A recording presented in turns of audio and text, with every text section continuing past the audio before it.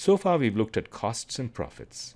Now we're going to look at a different aspect of pricing, namely, how to estimate product prices as products move through a distribution channel to the consumer. A price chain shows the price, cost, and margin for a product as it moves through the channel. It helps us understand the impact of changes in the manufacturer's price on the price paid by the consumer. The distribution channel for a product starts with the manufacturer, who sells the product to a wholesaler, also known as a distributor. The wholesaler then sells it to a retailer, who then sells it to the consumer. The wholesaler and retailer are called channel intermediaries because they lie in the middle between the manufacturer and the consumer. We'll look at intermediaries in more detail later in this course, but for now we'll focus on how prices change for each intermediary. At the beginning of the channel, the manufacturer incurs a cost to make the product and adds a profit margin to the cost to set their selling price to the wholesaler. For the wholesaler, the cost of the product is what the manufacturer charges them. They add their own margin to the cost to set their selling price to the retailer. Similarly, the retailer's cost for the product is what the wholesaler charges them. They add their own margin to set the selling price to the consumer. If we know the margins at each level in the channel and any of the costs or prices, we can calculate how much money each member in the channel pays or receives. This allows us to see the impact of a change in the price or margin at any level in the channel. The concept of margin is very fundamental to business. Margin refers to the profit per unit and can be calculated in dollar terms as price minus cost, as we saw earlier in the first module. But to compare margins across products, we usually calculate it in percentage terms.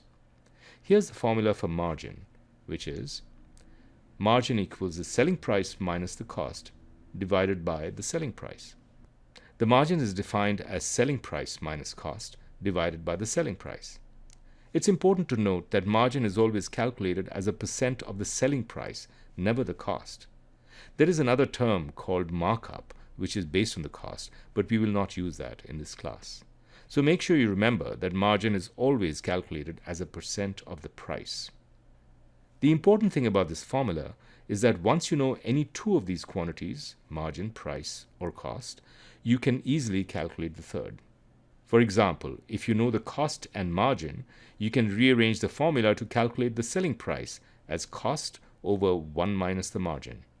Note that here margin must be expressed not as a percentage but as a proportion, that is, a number between 0 and 1. As an example, if cost equals $8 and the margin is 20%, we take the margin as a proportion, which gives us 0.2, and divide the cost by 1 minus 0.2, or 0.8. So the price is $8 divided by 0.8, which gives us $10.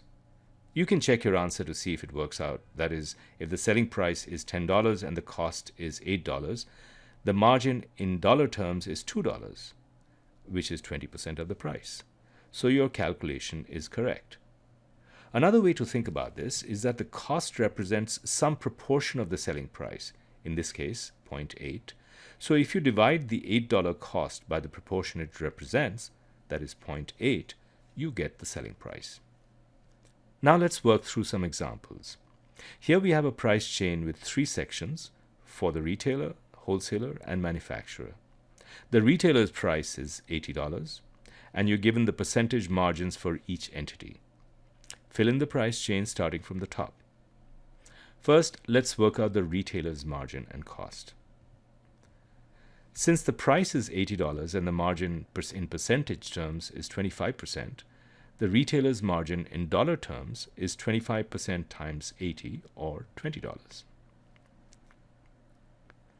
Next, the retailer's cost is the price minus the dollar margin, or $60. Moving on, the wholesaler's price is the same as the retailer's cost because the retailer buys from the wholesaler, so that is $60 as well.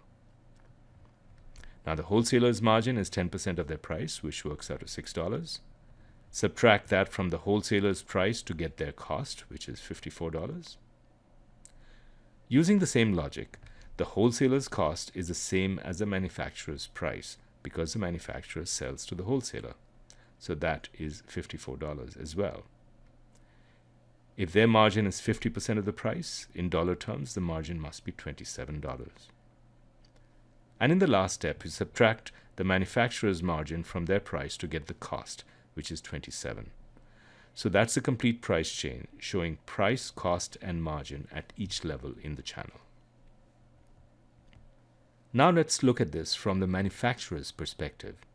Let's say their price to the wholesaler is $20 and their margin is 50%.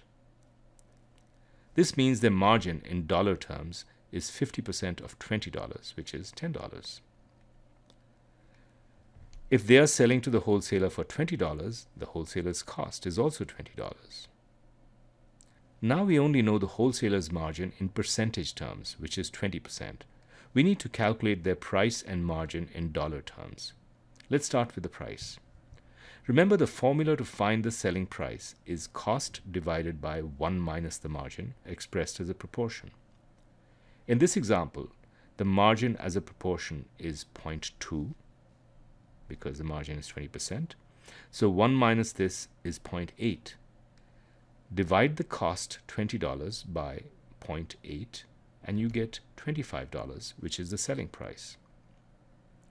This means the margin in dollar terms must be $5, which is the difference between price and cost. At this point, check to see that your calculation is correct. You can see that $5 is indeed 20% of the price of $25. So all's well. Now repeat these steps for the retailer's section. The retailer's cost is the same as the wholesaler's price, which is $25. The retailer's margin is 50% of the price, or 0.5. So 1 minus the margin is 1 minus 0.5, which is also 0.5. Now divide the cost, $25, by this number, 0.5, and you get 50, which is the retailer's selling price. The last step is to calculate the retailer's margin, which is the price minus the cost, or $25. So now you know how to calculate a price chain.